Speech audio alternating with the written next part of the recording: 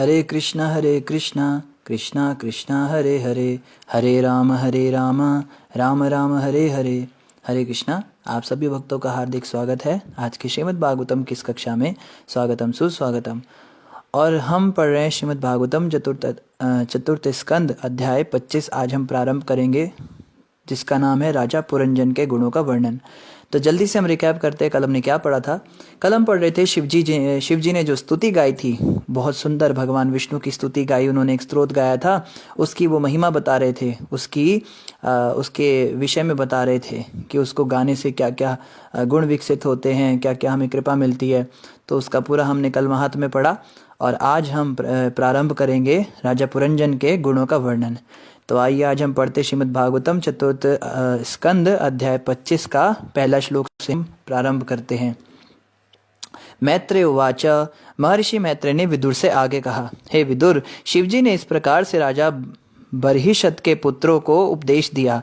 राजकुमारों ने भी शिवजी की अगाध भक्ति के साथ तथा श्रद्धापूर्वक पूजा की। अंत में वे राजकुमारों की दृष्टि से ओझल हो गए। तो शिवजी ने जब इतना सुंदर ज्ञान दिया तो उनकी पूजा की प्रचेताओं ने, और उसके बाद वे राजकुमार की दृष्टि से ओझल हो गए। शिवजी अपने धाम को चले गए। सभी प्रचेतागण 10,000 वर्षों तक जल के भीतर खड़े रहकर शिवजी द्वारा दिए गए स्तोत्र का जप करते रहे। बाप रे बाप, 10,000 वर्षों तक वो इस स्तोत्र का जाप करते रहे। देखो, जो लोग कहते हैं ना कि प्रभु जी माला नहीं होती, प्रभु जी प्याज लहसुन नहीं छूटता, अरे 10,000 साल के पानी के अंदर रहकर तुम स्तोत्र का जाप कर सकते हो? कलयुग, तो कई लोग कलयुग को बड़ा दोष देते हैं। कलयुग बड़ा कलह का युग है, कलयुग में बड़े झगड़े हैं, बड़े फसाद हैं, बड़े दंगे हैं, बड़े गंदगी है इस कलयुग में, कलयुग तो लोहे का युग है। तो भाई, कलयुग के बारे में बताया है कि जो है कले दोष निधे राजन अस्ति ही एको महान गुणा। कहते हैं राजन, कलयुग तो दोषों का निधि है। सुखदेव गोस्वामी कहते हैं कलयुग तो पूरी तरह से बर्बाद युग है, लेकिन अस्ति ही एको महान गुणा। परीक्षित महाराज को कहते हैं एक गुण इसमें ऐसा है, इतना बड़ा गुण है कि देवता भी तरसते कलयुग में पैदा होने के लिए। तो कोई कहेगा भाई इस कलयुग के अंदर इतनी गंदगी, इतना सब मिलावट का सामान, लोग मिलावटी और सारा लड़ाई झगड़ा फसाद, तो भला ये जो बड़े बड़े जो देवता हैं ये कलयुग में क्यों जन्म लेना चाहते भाई? कहते कलयुग में एक बहुत महान गुण है जो किसी युग में था नहीं। क्या?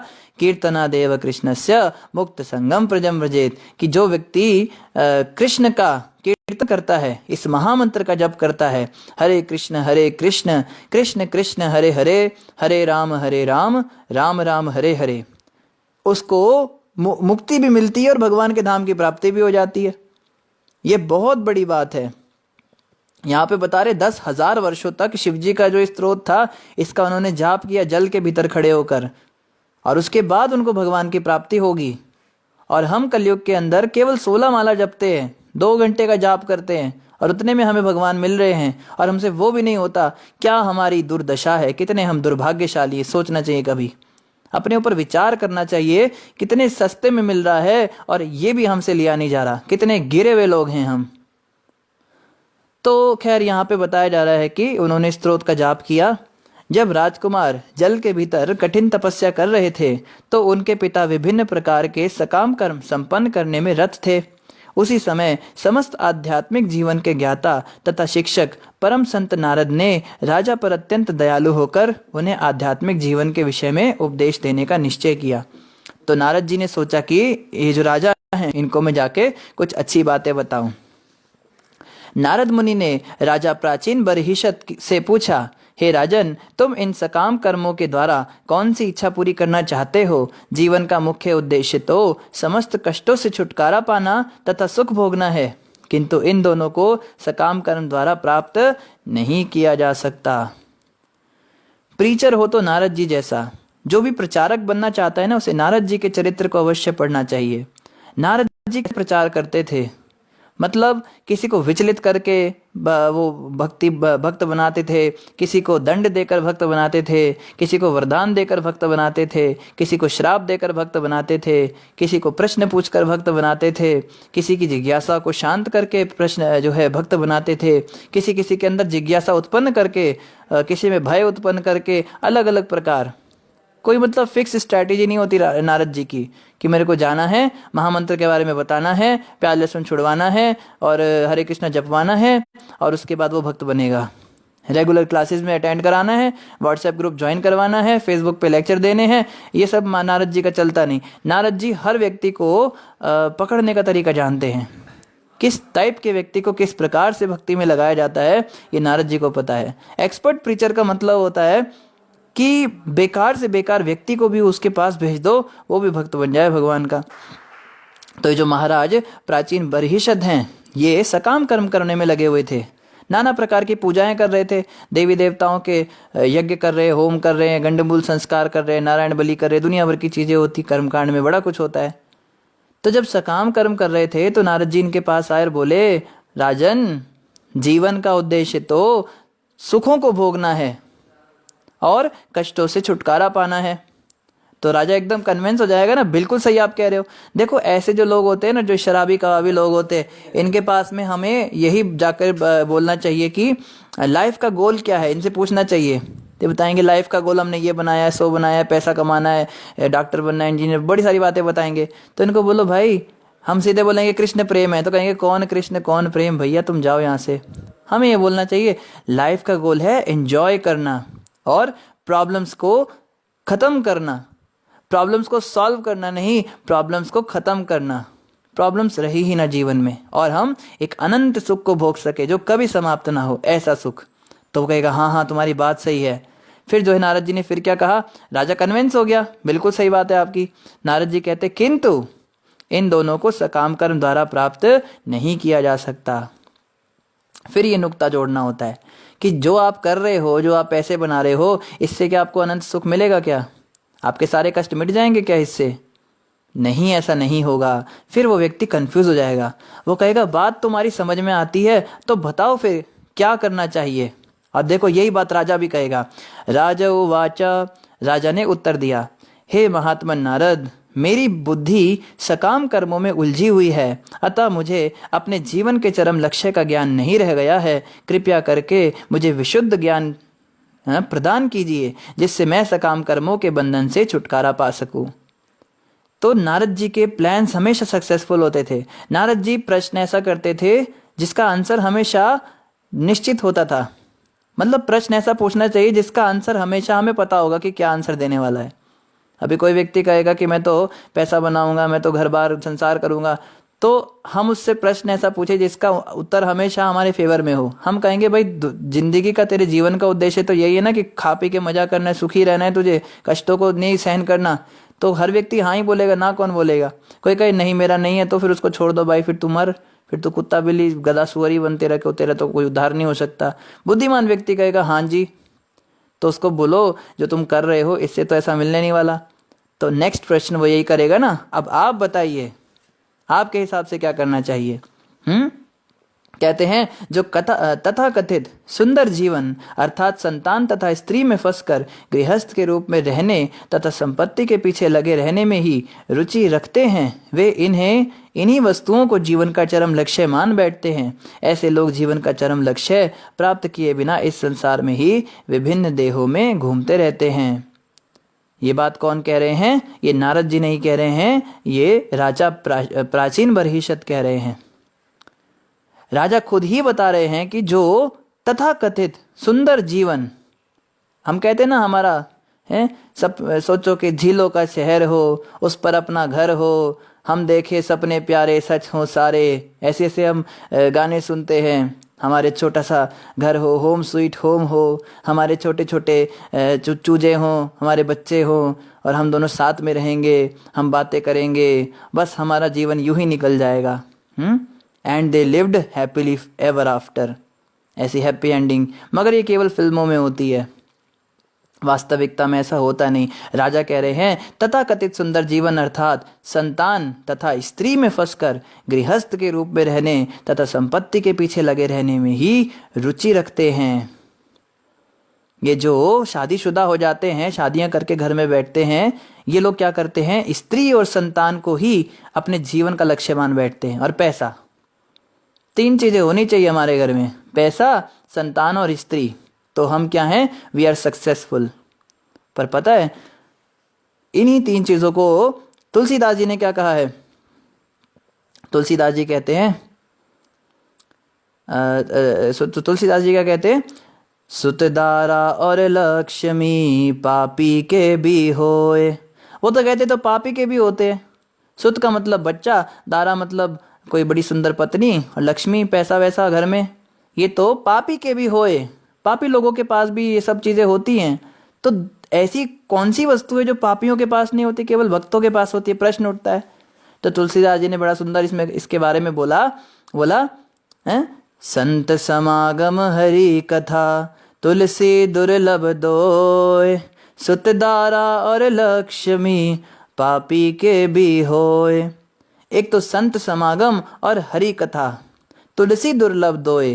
तुलसी कहता है ये दोनों दुर्लभ हैं। संतों का समागम नहीं मिलेगा, भक्तों का संग नहीं मिलेगा। डिवोटीज के एसोसिएशन में रहना ये बहुत बड़ी बात है, ये दुर्लभ है। एक तो भक्तों का संग तो दूर करिए, एक भक्त भी कहीं मिल जाए तो बताइए। पूरे शहर के अंदर भक्तों की संख्या कितनी है? आप सभी जिस शहर में रहते हैं पता कीजिए, आपके शहर में कितनी आबादी है। उस आबादी में कितने ऐसे हैं जो भक्त हैं भगवान कृष्ण के, अनन्य भक्त हैं? गिनती में भी नहीं मिलेंगे, ये इक्के दुक्के मिलते हैं। और ऐसे भक्तों का संग मिल जाए तो कितनी बड़ी बात। लेकिन कैसी हमारी अकल पे पत्थर पड़े होते हैं, ऐसे भक्तों का संग छोड़कर, इनका तिरस्कार करके हम घर संसार में फंसे रहते हैं।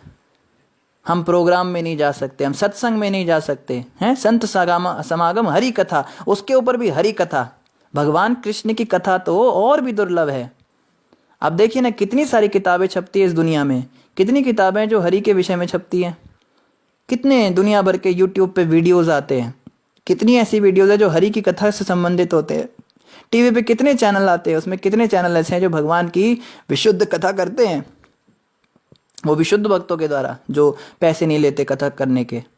कितना कितना दुर्लभ है ये हरि कथा, कितना दुर्लभ है संत समागम। पर हमें लगता है पैसा होना जो है बहुत दुर्लभ है, पैसे वाला बनना बहुत मुश्किल काम है। बेटा मैं तुम्हें सिखा रहा हूँ, तुम बड़े हो गए ना, मैं तुम्हें ज्ञान देता हूँ। मैंने भी सारी उम्र ऐसी स्ट्रगल किया। स्ट्रगल करो लाइफ में, कुछ आगे बढ़ो, पैसा कमाओ, जीत तुम्हारी होगी। ये सब चीज़ें सिखाते हैं पिता। कहते हैं बहुत बड़ी बात है, तुमने अगर बहुत अच्छा पैसा कमा लिया, अपने बच्चों को तुमने अच्छे से रख लिया, अपनी पत्नी को जो है खुश रखा, इसी में तुम्हारे जीवन की सार्थकता है। पर ये तो हर व्यक्ति कर रहा है, ये तो पापी व्यक्ति भी कर रहा है। तुलसीदास जी कहते हैं संत समागम, एक तो भक्तों का संग, और हरि कथा, भगवान की कथा श्रवण करना, ये बहुत दुर्लभ है। जिस व्यक्ति के जीवन में ये है वो पापी व्यक्तियों से श्रेष्ठ माना जा सकता है। और यही बात यहाँ पे राजा कह रहे हैं कि इन तीनों में रुचि दिखाने वाला जो गृहस्थ होता है वो तो क्या करता है, वे इन्हीं वस्तुओं को जीवन का चरम लक्ष्य मान बैठता है। ऐसे लोग जीवन का चरम लक्ष्य प्राप्त किए बिना इस संसार में ही विभिन्न देहों में घूमते रहते हैं। ये जो पैसा, गाड़ी, स्त्री, बच्चे, बस इनका चिंतन करते हैं, इसी संसार में घूमते रहते हैं। मरने के बाद फिर पैदा होते, पुनरपि जननम पुनरपि मरणम पुनरपि जननी जठरे शयनम। बार बार मरते हैं, बार बार पैदा होते हैं, बार बार माँ के पेट में जाकर 9 महीने कष्ट पाते हैं, उस गर्भ का कष्ट पाते हैं। ऐसा इनका हाल होता है, ऐसा बुरा प्रभाव इस संसार का है। तो राजा अब कह रहे हैं मैं पूरी तरह से फंसा हुआ जीव हूँ, नारद जी आप कृपा कीजिए, मुझे बताइए मैं क्या करूं, कैसे मैं अपने जीवन के लक्ष्य की प्राप्ति करूं। तो नारद जी अब बताएंगे। नारद उवाच, हमें नारद जी से सीखना है कि क्या बोलना चाहिए ऐसे लोगों को। पहले उन्हें कंफ्यूज करना है, फिर उन्हें कन्वेंस करना है। अब कन्वेंस करने के लिए क्या बताया, नारद जी सीधे नहीं बोलेंगे जीवन की प्राप्ति के लिए आपको प्याज लहसुन छोड़ना पड़ेगा, जीवन के लक्ष्य की प्राप्ति के लिए आपको सुबह 4 बजे उठना पड़ेगा। नारद जी से जानना है कैसे वो बताते हैं बातों को। नारद मुनि ने कहा, हे प्रजापति, हे राजन, तुमने यज्ञ स्थल में जिन पशुओं का निर्दयता पूर्वक वध किया है उन्हें आकाश में देखो। तो नारद जी के पास तो शक्ति थी ना, उन्होंने आकाश में वो सारे बलि के बकरे दिखा दिए जिनकी इन्होंने देवताओं को विधि पूर्वक बलि चढ़ाई थी अपने काम बनाने के लिए। तो उसको सारे दिखाई दिए, हवा में सारे के सारे जीव जंतु। ये सारे पशु तुम्हें मारने की प्रतीक्षा कर रहे हैं जिससे वे उन पर किए गए आघातों का बदला ले सके। तुम्हारी मृत्यु के बाद वे अत्यंत क्रोधपूर्वक तुम्हारे शरीर को लोहे से लोहे के अपने सींगों से भेद डालेंगे। नारद जी कह रहे हैं, भाई ये जितने जितने पहने पहने सींग, नुकीले नुकीले सींग इन्होंने रखे हुए ना, ये तुम्हारे मरने के बाद तुम्हें सब एक एक करके भौंकेंगे। तो जिस व्यक्ति ने, जो अभी तो बड़ी भक्ति करके दिखा रहे हैं, हम बड़ा महामंत्र जप रहे हैं, याद कीजिए, जिसने जितने बकरे खाए हैं, जितने मुर्गे तोड़े हैं, जितने अंडे तोड़े हैं, मुर्गे मरोड़े हैं, बकरे खाए हैं, भैंसे और झींगे और सांप बिच्छू सब खाए हैं, एक एक जानवर का बदला है। सब के सब इकट्ठे होकर बदला लेंगे अपना। अपने दांत और नुकीले सींग और जो नखून होते हैं, इनसे फाड़ डालेंगे हमारे शरीर को। ये नारद जी ने दिखाया राजा प्राचीन बरहिषद को। इस संबंध में मैं एक प्राचीन इतिहास सुनाना चाहता हूँ जो पुरंजन नामक राजा के चरित्र से संबंधित है। इसे ध्यानपूर्वक सुनो। तो नारद जी ने पहले उनको कंफ्यूज किया, उसके बाद में उनको कन्विंस किया, और अब क्या कर रहे हैं, अब वो उन्हें कहानी सुना रहे, कथा के माध्यम से बता रहे हैं। ये बहुत ही अच्छा तरीका है प्रीचिंग का। प्रचार जो है ना सीधे ना किया जाए। जैसे कोई व्यक्ति कहे, जैसे पीछे भी एक भक्त है, वो कहते हैं हम कसाई का काम करते थे, हमने बड़े पशु काटे हैं, तो हम सीधे उसको बोले सारे पशु तेरे को मारेंगे और तू ऐसा कर ऐसे निकल जा। इससे भी अच्छा तरीका क्या होता है, कथा सुनाई जाए कि प्राचीन काल में एक और व्यक्ति ने भी ऐसा किया था, फिर वो इस तरह से इन चीज़ों से बाहर निकला, तो उससे हमें मोटिवेशन मिलता है, उस व्यक्ति को मोटिवेशन मिलेगा। तो कथा के माध्यम से बात जल्दी समझ में आती है। वेदों में और पुराणों में यही अंतर है। वेदों के अंदर कोरा ज्ञान होता है, फिलॉसफी होती है, लेकिन पुराणों के अंदर क्या होता है, वही फिलॉसफी वही ज्ञान स्टोरी फॉर्मेट में दिया होता है, कहानी के रूप में दिया होता है। जैसे बच्चों को सीधे सीधे हम बताए, बच्चे झूठ नहीं बोलना चाहिए, बच्चे अच्छी बातें करनी चाहिए, बच्चे गंदे लोगों से नहीं मिलना चाहिए, तो बच्चा इतना समझ नहीं पाता। उसको कहानी के माध्यम से बताओ, एक चिंटू था, वो जो है ऐसे ऐसे गंदे काम करता था, फिर उसको पुलिस पकड़ के ले गई, उसकी बड़ी पिटाई हुई, तो बच्चा एकदम समझ जाता है बात को। तो इसी प्रकार से कथा के रूप में जो वेद होते हैं उसे ही पुराण कहते हैं। वेद पुराण में यही अंतर होता है। वेद मतलब केवल नॉलेज, और पुराण का मतलब नॉलेज विद स्टोरीज, कथा के माध्यम से जो शिक्षा। तो अभी बहुत सुंदर कथा सुनाने वाले हैं नारद जी। ये राजा पुरंजन की कथा आ रही है। राजा पुरंजन की कथा जो है भागवतम में एक मुख्य कथा है। मेन जो स्टोरीज हैं उनमें से एक राजा पुरंजन की कथा होती है। तो आप सभी इसको ध्यानपूर्वक श्रवण कीजिए। हे राजन, प्राचीन काल में पुरंजन नामक एक राजा था जो अपने महान कार्यों के लिए विख्यात था। उसके एक मित्र था जिसका नाम अज्ञात था। अविज्ञात के कार्यों को कोई भी नहीं समझ पाता था।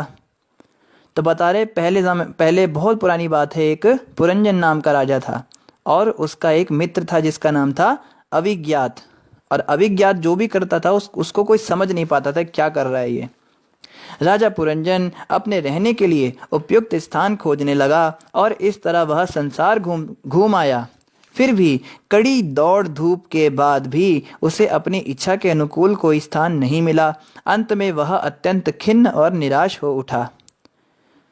तो राजा पुरंजन जो था वो अपने लिए कोई अच्छी सी जगह ढूंढ रहा था रहने के लिए, पर पूरे संसार में घूम के आ गया, बड़ी धूप में दौड़ा, लेकिन उसको कोई जगह मिली नहीं।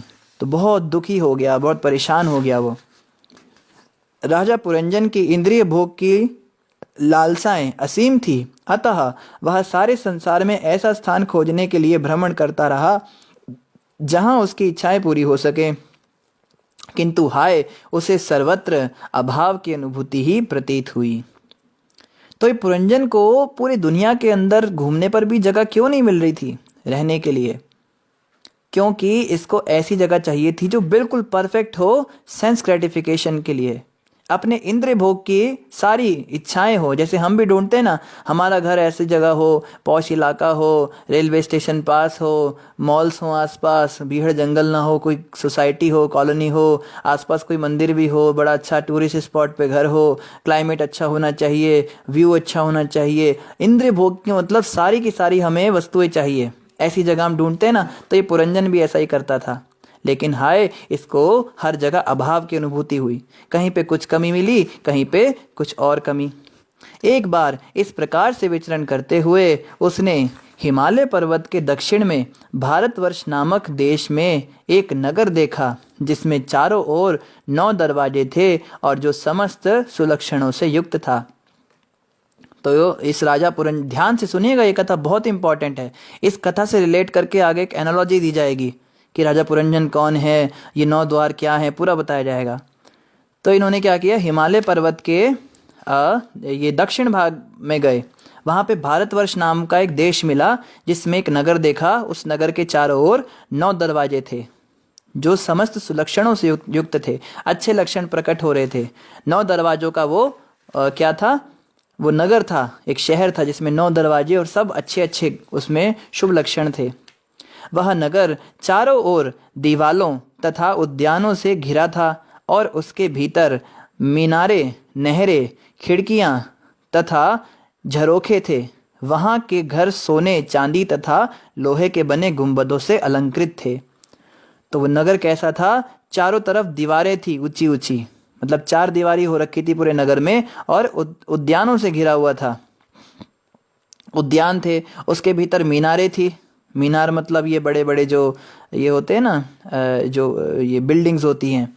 नहरें थी नहाने के लिए, खिड़कियां थी, झरोखे थे, और वहाँ के घर सोने, चांदी तथा लोहे के बने गुंबदों से अलंकृत थे।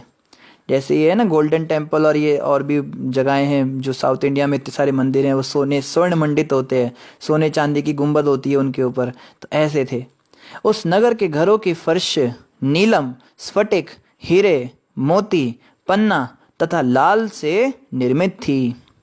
तो बता रहे फर्श ही नीलम के बने होते थे। हम तो छोटी सी नीलम की अंगूठी पहनते हैं ना हाथ में, उस नगर के अंदर घरों की जमीन ही नीलम से बनी हुई थी पूरी, और स्फटिक की बनी हुई थी। स्फटिक के मोतियों की माला आती है बड़ी महंगी, और हीरे मोती की तो बात ही भूल जाइए।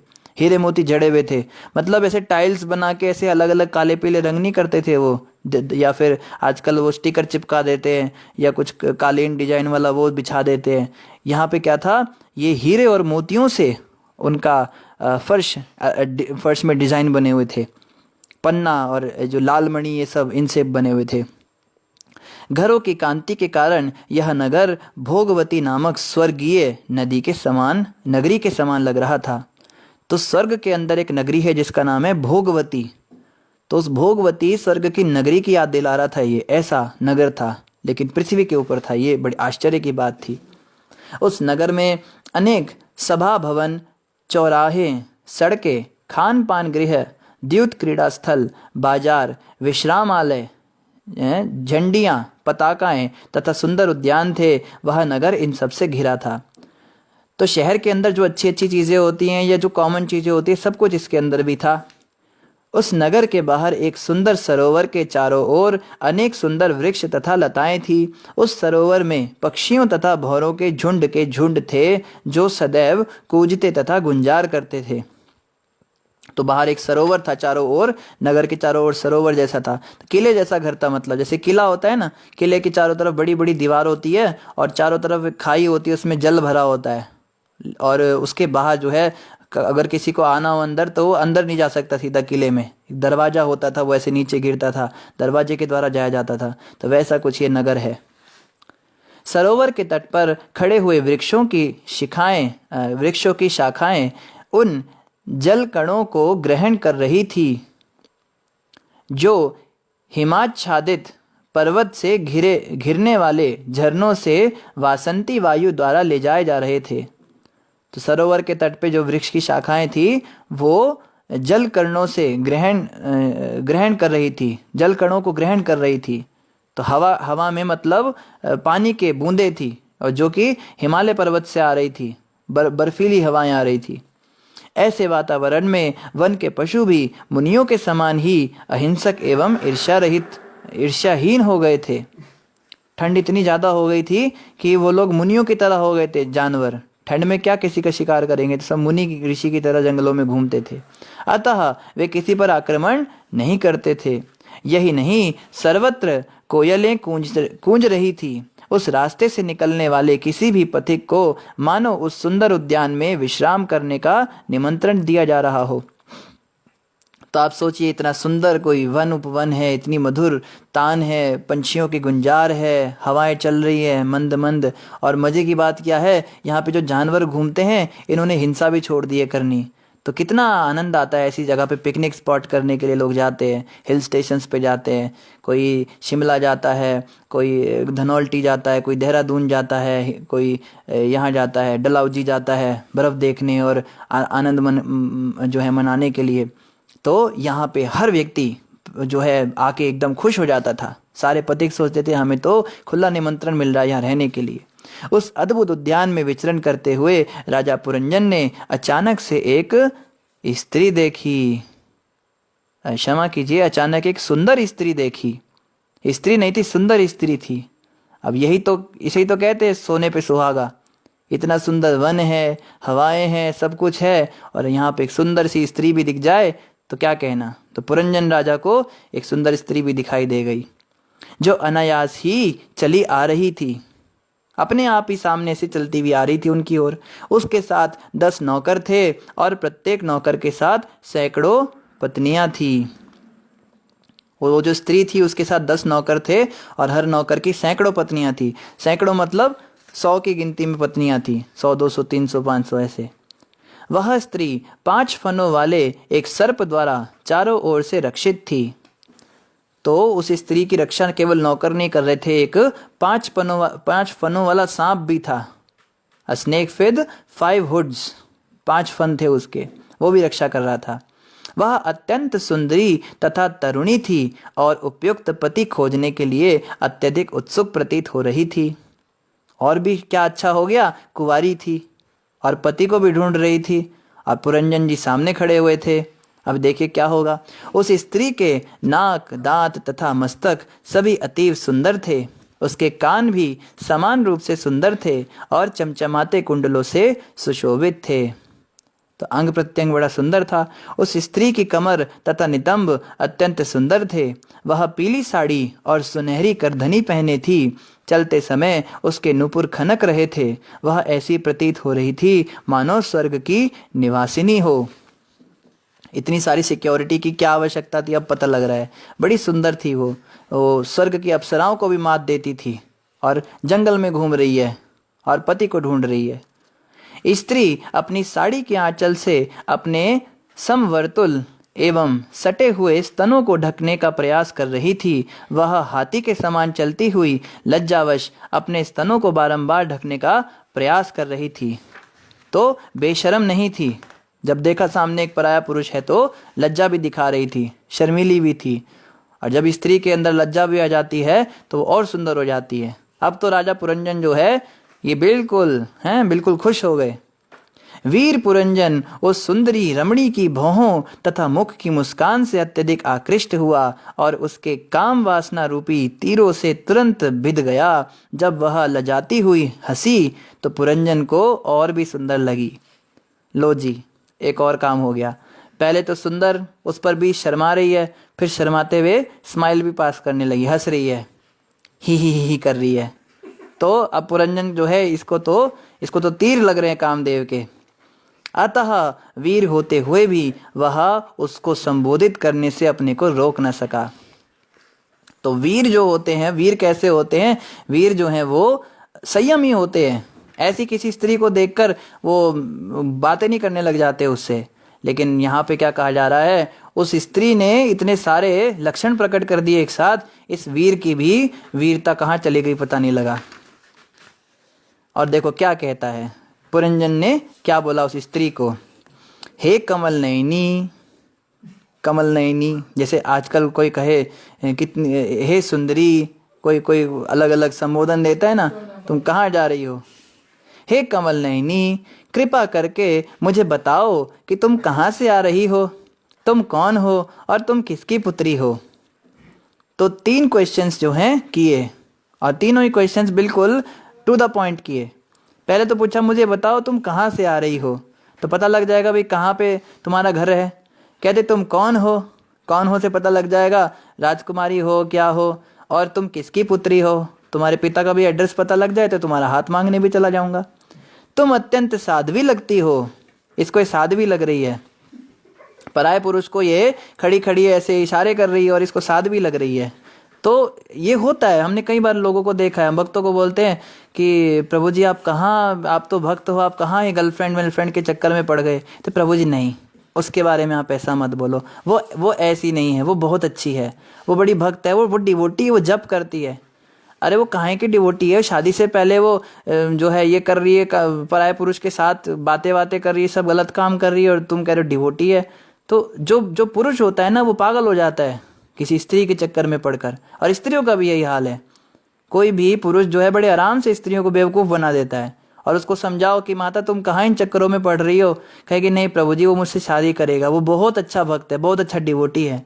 अरे अगर डिवोटी है तो शादी से पहले तुम्हारे साथ कैसे घूम रहा है? हाथ में हाथ डाल के घूम रहे हैं और फोटो खींच खींच के डाल रहे हैं, और शादी से पहले सब वो गाड़ियों में फ़ोटो खिंचा रहे हैं, होटलों में खा रहे हैं, पी रहे हैं। चलो आजकल तो ऐसा माहौल ही बन गया, लेकिन फिर भी समझना है, प्रभुपाद जी ने हमें तीसरा नियम दिया है कि शादी से पहले हर पराई स्त्री को माँ समान और हर पराये पुरुष को पिता समान देखना चाहिए। और आजकल जो ये सिस्टम चल गया ना कि लड़की खुद ही अपना पति ढूंढती है और लड़का भी खुद ही अपनी पत्नी ढूंढता है, ये ठीक नहीं है। शास्त्र कहते हैं कि माता पिता के अनुसार, उनकी आज्ञा से या उनकी चॉइस से हमें जीवन साथी की खोज करनी होती है। और अगर किसी के जीवन में गुरु हैं तो गुरुदेव की आज्ञा से ऐसा किया जाता है। तो ये सब जो हैं यहाँ पे ये लक्षण प्रकट कर रही है, लेकिन ये क्या कह रही है, ये क्या कह रहे हैं, तुम तो अत्यंत साध्वी लगती हो, यहाँ आने का तुम्हारा क्या प्रयोजन है? भाई तेरे को क्या करना है, क्या प्रयोजन? तू अपने रास्ते चल। पर देखो कैसे कामदेव के इसको तीर मार रहे, तुम क्या करना चाह रही हो? अब डायरेक्टली पूछ रहा है, तुम क्या इशारे कर रही हो, क्या करना चाह रही हो? कृपया ये सारी बातें मुझसे कहो। हे कमल नयनी, तुम्हारे साथ के 11 बलिष्ठ अंगरक्षक और ये 10 विशिष्ट सेवक कौन हैं? इन 10 सेवकों के पीछे पीछे ये स्त्रियां कौन हैं? तथा तुम्हारे आगे आगे चलने वाला यह सर्प कौन है? अब थोड़े से उसने काम के क्वेश्चंस पूछे जो हमारे काम के हैं। वो अब पूछ रहा है ये सांप कैसा है, ये पीछे अंगरक्षक कौन है? उसके बाद क्या कहते हैं, देखो इससे पता लगता है धीर से धीर व्यक्ति भी होगा ना, वो भी ऐसी अवस्था में अगर किसी स्त्री को देख लेगा तो उसका भी दिमाग खराब हो जाता है। इसलिए कोई कहे ना कि प्रभु जी हम तो बहुत पक्के डिवोटी हैं, हमें तो कोई फर्क नहीं पड़ने वाला, माया हमें कुछ नहीं कर सकती, हम पूरा पालन करते नियमों का, तो सोचना नहीं चाहिए ऐसा कभी भी। Pride comes before a fall. जैसे किसी व्यक्ति के अंदर अहंकार आ जाता है, प्रभु जी मैं तो शादीशुदा हो गई ना, मैं थोड़ा ना कभी ये सब चीज़ों में, बिल्कुल आप कैसे सोच सकते हो ऐसा मेरे बारे में? जैसे ही हमारे अंदर ये विचार आता है कि मैं बहुत स्ट्रांग हो गया हूँ, मैं बहुत स्ट्रांग हो गई हूँ भक्ति में, तुरंत ही क्या करती है माया, एक चुटकी के साथ ही मडिया मेट कर देती है, एक झापड़ मारती है और हमें हमारी औकात याद दिला देती है। फिर हम ऐसी हालत में रह जाते, किसी को बताने लायक भी नहीं रहते क्या हो गया, सिर पकड़ के बैठे रहते हैं बस। तो यहाँ पे बताया जा रहा है, जो वीर हैं, वीर पुरंजन, ये भी उसी सुंदरी बाला की सुंदरता को देखकर अपनी वीरता खो बैठे और क्या कहते हैं, हे सुंदर बाला, तुम साक्षात लक्ष्मी, वाह, लक्ष्मी या भगवान शिव की पत्नी भवानी अथवा ब्रह्मा की पत्नी अर्थात विद्या की देवी सरस्वती के समान हो। यद्यपि तुम अवश्यमेव इनमें से एक हो, किंतु मैं तुम्हें इस वन में अकेले विचरण करती देख रहा हूँ। ना तो तुम्हारे साथ शिव जी हैं, ना तुम्हारे साथ ब्रह्मा जी हैं, ना तुम्हारे साथ विष्णु हैं, तो तुम्हारे साथ किसको होना चाहिए? पुरंजन को होना चाहिए। ऐसा बोल नहीं रहे हैं कहने का मतलब यही है, तुम अकेली दिख रही हो। निस्संदेह तुम मुनियों की भांति मौन हो, ऐसा तो नहीं है कि तुम अपने पति को खोज रही हो। अब इसको डाउट हो गया, कहीं शादीशुदा हुई तो मेरा सारा प्लान फेल हो जाएगा, तो पूछ रहा है कहीं तुम पति को तो नहीं खोज रही हो अपने? चाहे तुम्हारा पति जो कोई भी हो, किंतु जिस तन्मयता से तुम उसे खोज रही हो, यह देखकर उसे सारे ऐश्वर्य प्राप्त हो जाएंगे। मैं सोचता हूँ कि तुम लक्ष्मी हो, किंतु तुम्हारे हाथ में कमल पुष्प नहीं है, और मैं पूछ रहा हूँ कि तुमने उसे कहाँ फेंक दिया। अब कुछ भी बोल रहा है, पागलों वाली बातें कर रहा है। अब इसके जो है दिमाग के वो तार खराब हो गए। हे परम सौभाग्यशालिनी, ऐसा लगता है कि मैंने जिन स्त्रियों के नाम गिनाए हैं उनमें से तुम कोई नहीं हो। अब सच में लग रहा है कुछ भी बोल रहे हैं, तुम उनमें से कोई भी नहीं हो, क्योंकि मैं देख रहा हूँ कि तुम्हारे पाँव पृथ्वी को स्पर्श कर रहे हैं। अगर तुम कोई देवी होती तो तुम्हारे पाँव पृथ्वी को स्पर्श ना करते। देवता जब इस पृथ्वी पर प्रकट होते हैं तो वो पृथ्वी से 1 इंच ऊपर रहते हैं, वो पृथ्वी को स्पर्श नहीं करते, ये उनकी पहचान होती है देवताओं की। तो कहते हैं मैं तो तुमको देख रहा हूँ, तुम्हारे तो पैर पृथ्वी को स्पर्श कर रहे हैं, इसका मतलब तुम वो तीनों तो नहीं हो। किंतु यदि तुम इस लोक की कोई सुंदरी हो तो जिस प्रकार लक्ष्मी जी विष्णु के साथ वैकुंठ लोक की श्री वृद्धि करती हैं, उसी प्रकार तुम भी मेरे साथ संगति करके इस नगरी की सुंदरता बढ़ाओ। तुम्हें ज्ञात हो कि मैं महान वीर हूँ और इस लोक का अत्यंत पराक्रमी राजा हूँ। अब जो है अब डींगे हाँक रहा है। सेम यही सब कुछ होता है हमारे साथ भी। झूठे जो है झूठे झूठे डींगे हाँकते हैं, मैंने ये किया है, वो किया है, सो किया है, और कहते हैं कि तुम्हारे साथ में कोई और तो है नहीं, लक्ष्मी तो तुम हो नहीं, या ना तुम सरस्वती हो, तो तुम क्या करो, तुम इस पुरंजन की संगिनी बन जाओ। और मैं बड़ा वीर हूँ, तो मेरे में कोई डाउट मत समझो, मैं बड़ा वीर बड़ा पराक्रमी हूँ। सचमुच तुम्हारी चितवन ने आज मेरे मन को अत्यंत विचलित कर दिया है। देखो खुद ही कह रहा है विचलित हो गया, इसकी बातों से ही पता लग रहा था पहले ही विचलित हो गया ये, मैं पूरी तरह विचलित हो गया। तुम्हारी मुस्कान लज्जा युक्त होकर भी अत्यंत काम युक्त होने के कारण मेरे अंदर के परम शक्तिशाली कामदेव को जागृत कर रही है। अतः हे सुंदरी, मैं तुमसे कृपा की याचना करता हूँ। तो क्या कह रहे हैं कि ये इसे कहते हैं शास्त्रों की भाषाओं में, और जो है लाइनबाजी करना, एक है उसको उल्टी सीधी बातें कर रहा है। कहता है कि कामदेव जागृत हो गया और ये हो गया, और उल्टी सीधी बातें कर रहा है। हे सुंदरी, सुंदर बाहों तथा आंखों से युक्त तुम्हारा मुख अत्यंत सुंदर है, जिस पर नीले केश बिखरे हुए हैं। साथ ही तुम्हारे मुख से मधुर ध्वनि निकल रही है। अभी थोड़ी देर पहले कह रहा था कि तुम मुनियों की तरह मौन हो, अब कह रहे तुम्हारे मुख से ध्वनि निकल रही है। हैं मतलब बोले तो भी बहुत बढ़िया, ना बोले तो भी बहुत बढ़िया, इसको कहते हैं। फिर भी तुम लज्जा से इतनी आवृत्त हो कि मेरी ओर देख भी नहीं पा रही हो। अतः हे सुंदरी, मैं तुमसे प्रार्थना करता हूँ कि तुम हंसो और अपने सिर उठाकर मुझे देखो तो। हैं मुझे देखो तो सही, एक बार हंसो तो जरा थोड़ा मुझे देख के। और वो भी खीखी खीखी कर रही है। नारद वाचा, नारद जी ने आगे कहा, थोड़ा पीछे आ जाइए, अब कैमरा थोड़ा पीछे आ गया, नारद जी कथा सुना रहे हैं।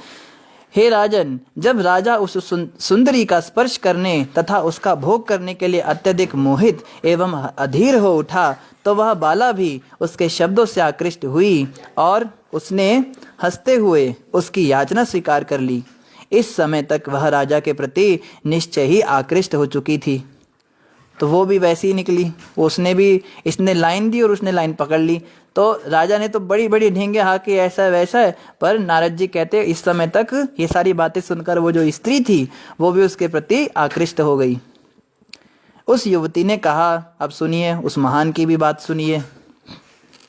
हे मनुश्रेष्ठ, मनुष्य श्रेष्ठ, मनुष्यों में आप श्रेष्ठ हैं। मैं नहीं जानती कि मुझे किसने उत्पन्न किया है। लो ये भी देखो नई कहानी। मैं नहीं जानती मुझे किसने उत्पन्न किया है। मैं तुम्हें यह ठीक ठीक नहीं बता सकती, ना ही मैं अपने या दूसरों के गोत्र के नाम को जानती हूँ। अपना तो कोई ठिकाना ही नहीं मेरा, मैं तो पीछे जो खड़े इनको भी नहीं जानती। हे वीर, हम इतना ही जानते हैं कि हम इस स्थान में हैं, हम यह नहीं जानते कि आगे क्या होगा। तो ये भी कुछ उल्टी सीधी बातें कर रही है। मैं ये नहीं जानती मैं कहाँ से आई हूँ, मैं ये नहीं जानती आगे क्या होने वाला है, बस मुझे इतना पता है मैं यहाँ पे खड़ी हूँ। तो ये तो तू क्या बता रही, तो मुझे पहले ही पता है तू यहीं पे खड़ी हुई है। पर चलो, दरअसल हम इतने मूर्ख हैं कि यह भी जानने का प्रयत्न नहीं करते कि हमारे रहने के लिए किसने इतना सुंदर स्थान बनाया है। कहती है मैं तो इतनी मूर्ख हूँ, मैं तो पता ही नहीं करना चाहती कि ये सुंदर स्थान मेरे रहने के लिए किसने बनाया। हे भद्र पुरुष, भद्र कह रही है उसको जो अभद्र बातें कर रहा है। हे भद्र पुरुष, ये सारे पुरुष तथा स्त्रियां जो मेरे साथ हैं मेरे मित्र हैं। They are my friends, we are hanging out in the forest.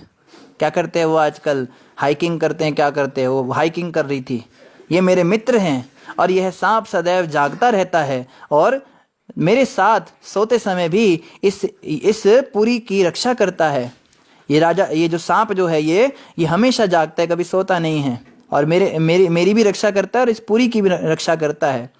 मैं इतना ही जानती हूँ, इसके आगे कुछ भी नहीं जानती। अब राजा सोचेगा जो प्रश्न किए थे उसका तो कोई जवाब मिला नहीं, इसने भी कुछ उल्टी सीधी बातें कर दी। कहते हैं, हे शत्रु संहारक, तुम किसी न किसी तरह यहाँ पर आए, यह मेरे लिए अत्यंत सौभाग्य की बात है। तुम्हारा कल्याण हो। है कल्याण, कल्याण की उसको दुहाई दे रही है। तुम्हें अपनी इंद्रियों को संतुष्ट करने की उत्कष्ठा है, उत्कृष्टता है।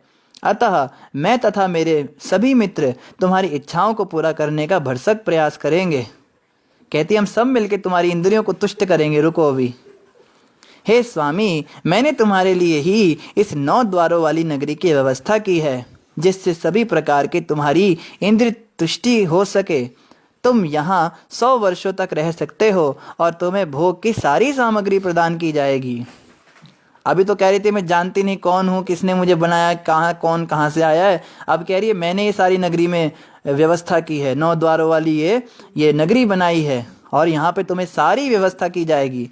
तुम्हारी सारी इंद्रियों को भरपूर मात्रा में मैं भोग प्रदान करूँगी और तुम्हें पूरी तरह से संतुष्ट करके पूरा अच्छे से तुम्हारा जो है मनोरंजन करूँगी और 100 साल तक तुम इसका भोग कर पाओगे, 100 वर्षों तक तुम जी पाओगे यहाँ।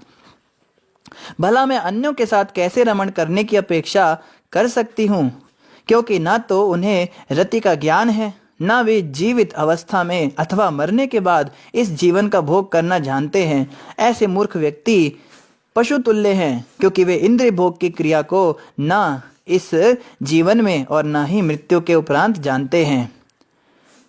तो ये उन स्त्रियों की बात हो रही है जो पागल स्त्रियां होती है संसार में। कहती हैं उन पुरुषों के साथ क्या रहना मुझे जो कुछ जानते ही नहीं हैं, तुष्ट करना है कि स्त्री को संतुष्ट करना ही नहीं जानते। ऐसे मूर्ख तो पशु तुल्य हैं, ये तो जानवर हैं, ये तो जीते जी भी दुखी और मरे बाद भी दुखी। तुम्हारे साथ मैं रहूंगी, तुम्हारे अंदर मुझे कुछ दम दिखा है। ऐसा सुंदरी स्त्री ने आगे कहा। तो देखो ये स्त्री भी वैसी निकली। इस संसार में गृहस्थ जीवन में ही धर्म, अर्थ, काम तथा पुत्र पौत्र इत्यादि संततियां उत्पन्न करने का सारा सुख है। इसके पश्चात चाहे तो मोक्ष तथा भौतिक यश भी प्राप्त किया जा सकता है। गृहस्थ ही यज्ञ के फल का रस ग्रहण कर सकता है, जिससे उसे श्रेष्ठ लोकों की प्राप्ति होती है। योगियों यतियों के लिए यह भौतिक सुख अज्ञात जैसा है, वे ऐसे सुख की कल्पना भी नहीं कर सकते। उल्टा ज्ञान दे रही है, कह रही है इस संसार में एक गृहस्थ ही तो है जो मजा करता है। ये जोगी बाबा तो पागल होते हैं, ये लोग तो ऐसे घूमते रहते हैं। असल में ना इनकी गलती नहीं है, ये लोग जानते ही नहीं कि ये जो संतान उत्पत्ति का सुख होता है ये क्या होता है। घर बार में रहना और खाना पीना, मौज मस्ती करना, डिस्को करना, नाइट क्लब करना, इन बेचारे इस्कॉन वालों को पता ही नहीं है सब। ये तो पागल हैं। देखो कह रही ना ऐसे सुख की तो ये कल्पना भी नहीं कर सकते। ये लोग कभी सपने में भी नहीं सोच सकते कि आधी रात को शराब पी के डिस्को में नाचने का क्या मजा होता है। कई बार हमारे फ्रेंड्स इस तरह की बातें करते हैं, हम अपने जीवन में देखते हैं। हमारे रिश्तेदार बोलते हैं ना, तुम कैसे कह सकती हो कि तुम वेजिटेरियन बन के तुम्हें मज़ा आ रहा है, तुमने कभी नॉनवेज खाया है क्या। जैसे एक बार शिला प्रभुपाद जी को किसी व्यक्ति ने पूछा, एक प्रेस रिपोर्टर ने पूछा कि स्वामी जी क्या आपने कभी नॉन वेजिटेरियन खाया है, कभी मांस भक्षण किया आपने। प्रभुपाद जी कहते नहीं मैंने नहीं किया। तो कहते हैं फिर आप कैसे कह सकते हो कि उसमें बड़ा स्वाद नहीं होता, आप कैसे कह सकते हो कि वो जो है बेकार रस है। तो प्रभुपाद जी कहते तुमने कभी टट्टी खाई है। तो वो बेचारी चुप हो गई, कहती है टट्टी कहाँ से आ गई इस बात में। कहते नहीं बताओ खाई है तुमने। कहती है वो कोई खाने की चीज़ थोड़ी ना होती है। प्रभुपाद कहते हैं खाने की चीज़ ही है, क्यों नहीं खाने की चीज़। कहती खाने की चीज़ थोड़ी ना है वो, उसमें से बदबू आती है। कहते तेरे खाने की चीज़ नहीं है, लेकिन सुअर तो बड़े मज़े ले लेके खाता है उसको। सुअर को जब सुबह सुबह वो मिलती है धुएंधार, वो तो सोचता है बस आज मेरा तो फीस्ट हो गया, उसका तो वही भंडारा होता है, वही उसका लंगर होता है। कहते हैं खाने की चीज़ वो भी है पर तेरे खाने की नहीं है, तुझे उसमें से बदबू आती है और सुअर को बड़ी अच्छी लगती है। तो इसी प्रकार मांस मछली ये जो चीज़ें हैं ये गंदगी है, खाने की चीज़ है ये, मैं मानता हूँ, मगर ये तुम्हारे जैसे मूर्खों के खाने की चीज़ है, तुम नर्क भरोगे इसको खा के। इसलिए हम जरूरी नहीं है कि खाने के बाद ही पता लगाया जा सके उसका स्वाद कैसा है, क्योंकि तुमने मल खाया नहीं, जा तो पहले मल खा के आओ फिर मुझे बोलो खराब है, तो तुम्हारी बात को कैसे मानूं।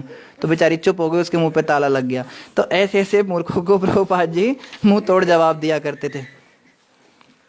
और यहाँ पे आगे बताया जा रहा है ये स्त्री भी यही बात कर रही है कि इन साधु संतों ने कभी रति क्रिया तो की नहीं, कभी भोग तो किया नहीं, संतान उत्पत्ति किया नहीं, ये क्या जाने।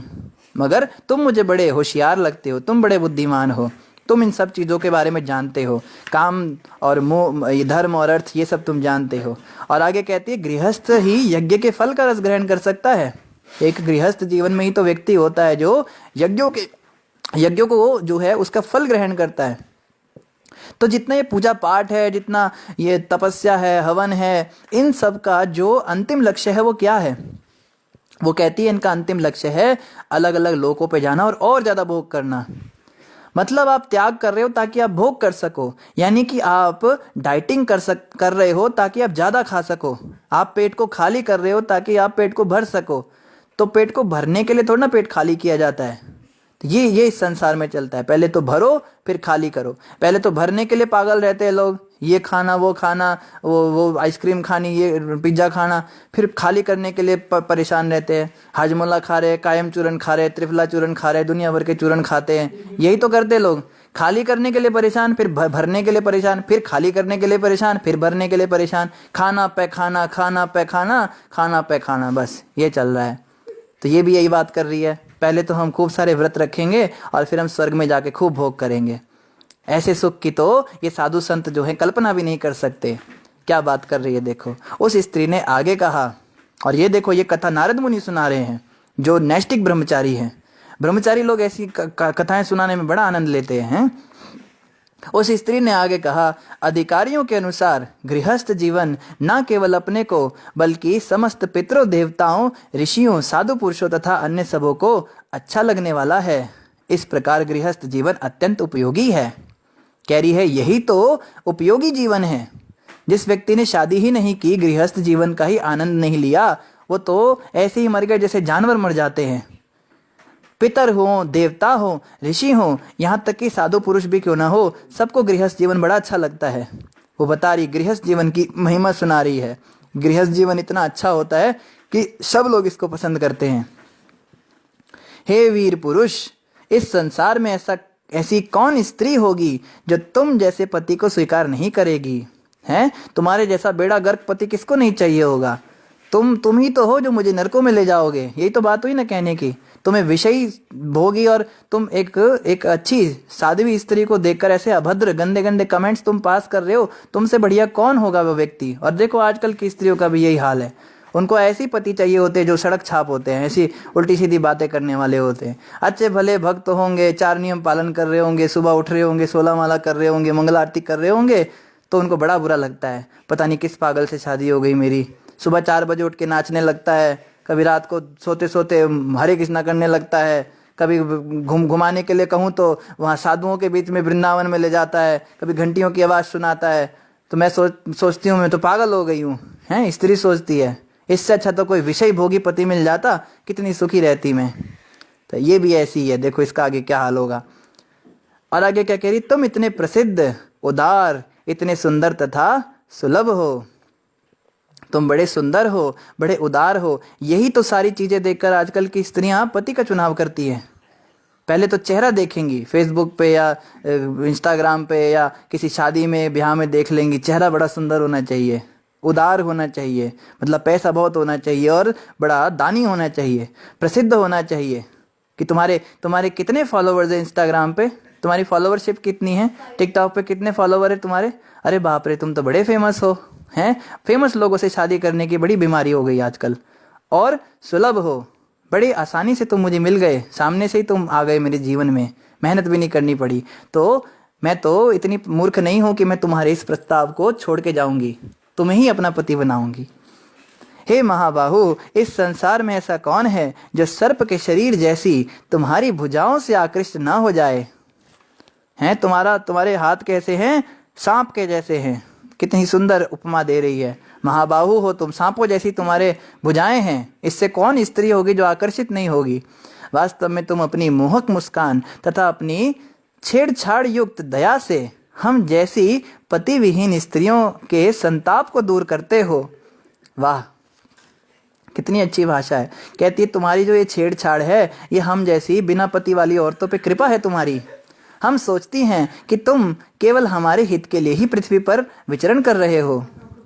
तुम तो जो है, तो तुम्हारे जैसे जो पुरुष हैं वो तो हमारे जैसी पति विहीन स्त्रियों के ऊपर कल्याण करने के लिए ही पृथ्वी पर विचरण करते हैं, उनको छेड़ छेड़ कर हैं। ये तुम्हारी कृपा है, पर मैं इस कृपा से वंचित नहीं होंगी, मैं इस कृपा का पूरा पूरा लाभ उठाऊंगी। नारद उवाच नारद मुनि भी क्या सुना रहे हैं।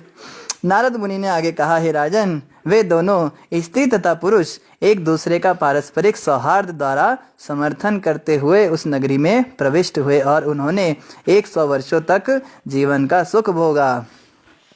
तो नारद जी आगे कह रहे हैं 100 साल तक ये दोनों दुष्ट स्त्री और पुरुष ये दोनों साथ रहे और उस नगरी का खूब आनंद भोगा। और इसके बाद क्या हुआ ये हम कल पढ़ेंगे, समय लगभग पूरा हो गया। तो इन्हीं शब्दों के साथ सभी का धन्यवाद। किसी भक्त का कोई प्रश्न हो तो आप कमेंट पर अवश्य अपना प्रश्न पूछ सकते हैं। जिन भी भक्तों ने हरे कृष्णा दंडवत प्रणाम कहा है, आप सबको भी हमारी ओर से हरे कृष्णा और दंडवत प्रणाम। नरेंद्र बंडराल जी ने हरे कृष्ण महामंत्र लिखा है, धन्यवाद प्रभु जी आपका। और आज लगता है कोई प्रश्न नहीं है किसी का। रुचि बंसल माता ने भी हरे कृष्ण महामंत्र लिखा है और ऋषु गुप्ता माता ने भी हरे कृष्ण महामंत्र लिखा है, धन्यवाद माताओं। अजीत वर्मा जी भी हरे कृष्ण मंत्र लिख रहे हैं। मीनाक्षी माता ने भी महामंत्र लिखा है। ऋषु गुप्ता माता ने दोबारा से महामंत्र लिख दिया। ठीक है, आज कोई प्रश्न नहीं है। आज इसका मतलब सब पूरे भरपूर आनंद में थे, कोई प्रश्न करने के लिए रोक ही नहीं पा रहा था खुद को। तो ठीक है, आगे हम पढ़ेंगे इन दुष्टों का क्या हुआ। तो आप सभी का धन्यवाद। तो निधि माता आपका जय राधा माधव हम गा देते हैं। जय राधा माधव कुंज बिहारी गोपी जन वल्लभा गिरिवर धारी यशोदानंदन ब्रज जन रंजन यमुना तेरा वनचारी। जय राधा माधव कुंज बिहारी जय राधा माधव कुंज बिहारी। हरे कृष्णा कृष्णा कृष्णा हरे हरे, हरे राम राम राम हरे हरे। मुनीश महाजन जी ने भी महामंत्र लिखा है। राघव बैरी जी कह रहे हरे कृष्णा प्रभु जी, यह तो माया होती है, लक्ष्मी जी ने पैसों में ही क्यों निवास किया। राघव जी, लक्ष्मी जी ने पैसों में निवास क्यों किया ये तो हम नहीं जानते, पर उनका पैसों में निवास होता है। उनको चंचला कहते हैं, वो एक जगह पे स्थिर नहीं रहती। तो ये तो हमें किसी से पूछकर ही आपको बताना पड़ेगा कि लक्ष्मी जी ने पैसों में ही क्यों निवास किया। आप कृपया प्रतीक्षा कीजिए। वैकुंठ प्रभु ने फेसबुक के आज के महाराज जी के प्रवचन का लिंक डाल दिया है, तो सभी भक्त महाराज जी का प्रवचन अवश्य सुनिए। रोहित बंसल जी कह रहे हैं माघ मंत्र व्रत विधि क्या है। रोहित जी, माघ के महीने की जो व्रत विधि है वो हम आपको बताएंगे पता करके। ये भी हमें माफ़ कीजिए, इसकी जानकारी है नहीं, तो किसी भक्त से पूछकर हम बताते हैं। और केशव ठाकुर जी कह रहे नॉन डिवोटी लड़की से शादी नहीं कर सकते। केशव जी, क्यों नहीं कर सकते, कीजिए ना, मना थोड़ा ना किया है, पर उसके बाद में जो परिणाम होगा उसको भुगतने के लिए तैयार रहिएगा। फिर वो यही सब करेगी। मना तो कुछ भी नहीं है, मना तो शराब पीना भी नहीं है, मांस खाना भी नहीं है। मना थोड़ा ना है। ये सब करने के बाद क्या होगा, इस बात की जानकारी हमको होनी चाहिए। अगर हम सपोले के साथ बिस्तर पे सोना चाहें तो सोना चाहिए, मना थोड़ा ना है, पर पता होना चाहिए उसके बाद हमारा क्या हाल हो सकता है। रात को अचानक से वो हमें डस जाए, कुछ भी कर जाए। तो सिंह को गले लगाना भी मना नहीं, आप शेरों को गले लगाइए जाके, तो मना कुछ नहीं होता, लेकिन उसका परिणाम हमको पता होना चाहिए और उसके बाद अकॉर्डिंगली हम अपना फ्यूचर प्लानिंग करें, हमें क्या करना चाहिए क्या नहीं करना चाहिए। इसलिए हमारे शास्त्रों में कहीं पर भी ज़बरदस्ती नहीं की जाती। यहाँ पे बस एक कथा सुनाई जा रही है। देखो नारद जी की ना यही खासियत है। नारद जी ये नहीं कह रहे कि तुम ऐसा मत करो वैसा मत करो, तुम संसार में मत फंसो। बहुत सुंदर कथा सुना रहे हैं और कथा इस तरह से सुना रहे हैं कि कामी पुरुषों को बड़ा मजा आने वाला है इसमें, उनको बड़ा आनंद आता है ऐसी कथाएं सुनने में। हैं, वो कहेंगे ये वाली कथा बहुत अच्छी सुनाई प्रभु जी, अभी तक पता नहीं, अभी तक तो कुछ पसंद नहीं आया, पर आज की कथा तो बहुत आनंदित हुई, ऐसा कहते हैं। तो ऐसे लोगों के लिए नारद जी के पास बड़े नुस्खे होते हैं, टिप्स होते हैं। तो यही समझना है केशव ठाकुर जी, अगर आप डिवोटी बन गए हैं तो अच्छा, आप आगे कह रहे हैं अगर हम उसको डिवोटी बनाएं तो केशव जी हम खुद को ही डिवोटी बना लें, वही बड़ी बात है इस कलयुग में। खुद ही हम 4 बजे उठ नहीं पाते, हमारी माला का कोई ठिकाना नहीं होता। 2-3 दिन हमारे घर में कोई फेस्टिवल हो जाता है तो माला झोली ही खो जाती, नहीं खरीदनी पड़ती है, और हम कहते हैं हम उसको डिवोटी बनाएंगे। तो ये बात आपकी अच्छी है, बहुत सुंदर बात है, पर ऐसा प्रैक्टिकली कर पाना बहुत मुश्किल है। हम पर्सनली ऐसे बहुत सारे भक्तों को जानते हैं जिन्होंने यही सोचकर शादी की थी और बाद में वो तो डिवोटी बना नहीं पाए, उसने उनको नॉन डिवोटी जरूर बना दिया। मैं उनका नंबर आपको दे सकता, आप उनसे एक बार पूछ सकते हैं, आप उनसे अकॉर्डिंगली अपना सजेशन ले सकते हैं। अगर आपकी शादी नहीं हुई है तो, अगर हो चुकी है फिर तो कुछ नहीं किया जा सकता, फिर आप भी आगे दूसरों को सजेशन ही दीजिए जो लोग नॉन डिवोटी पत्नी को डिवोटी बनाने के सपने देख रहे हैं। देखो कोई हरिदास ठाकुर हो तो अलग बात है, उन्होंने तो लक्ष्य हीरा को भी डिवोटी बना दिया था, पर हमारी तो हालत ये है अगर डिवोटी पत्नी भी आ जाए तो हम उसको भी मेंटेन नहीं कर पाएंगे, तो हम नॉन डिवोटी को क्या भक्त बनाएंगे? हम खुद ही भक्त नहीं है। भक्त की परिभाषा क्या है हमें यही नहीं पता, भक्त कहते किसको है? हम तो कहते हैं थोड़ा बहुत माला कर लो, थोड़ा बहुत मंदिर में चले जाओ, थोड़ा बहुत झूठ वूठ बोलना बंद कर दो, हल्का फुल्का कुछ खाने पीने पे रेस्ट्रिक्शन कर लो, तो इसको डिवोटी कहते हैं। पर डिवोटी की परिभाषा ही क्या है हमें यही पता नहीं, तो बनाएंगे कैसे उसको? बनाएंगे तो बाद में ना, पहले पता तो डिवोटी कहते किसको हैं। डिवोटी का मतलब होता है हर काम कृष्ण की प्रसन्नता के लिए। तो जब हर काम कृष्ण की प्रसन्नता के लिए कर रहे हैं तो नॉन डिवोटी लड़की से शादी क्यों कर रहे हैं? इसका मतलब उसके साथ पहले से हमारा कुछ है, हम अपनी इंद्रियों की तुष्टि के लिए उससे शादी कर रहे हैं और हम कहते हैं हम डिवोटी उसको बनाएंगे। एक आपको नहीं कह रहे, जस्ट एक जनरल बात बता रहा हूँ। तो ये बातें जो हैं ये सुनने में बहुत अच्छी लगती है, कई लोग ऐसा बोलते हैं, मगर प्रैक्टिकली जो है ऐसा होता नहीं, ऐसा नहीं हो पाता, और ऐसे व्यक्ति जो हैं उनका ऐसा ही हाल होता है जैसा भी पुरंजन राजा का होगा। तो कृपया करके हमें यही समझना है कि कर सकते हैं, लेकिन इनके परिणामों को हम ध्यान रखें, परिणामों के लिए तैयार रहें।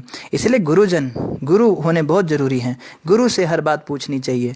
गुरु महाराज मैं इनसे शादी करना चाहता हूँ, आप बताइए क्या ठीक रहेगा? क्योंकि गुरु हमारे आगे पीछे के कर्म जानते हैं, वो हमारे 100 जन्म भी आगे के देख सकते हैं, और वो उसके हिसाब से हमको गाइडेंस देते हैं, बताते नहीं ऐसा मत करो या वैसा करो। तो गुरु जैसा कहे वैसे करना होता है। हमें मनमुखी नहीं बनना, हमें गुरुमुखी बनना है।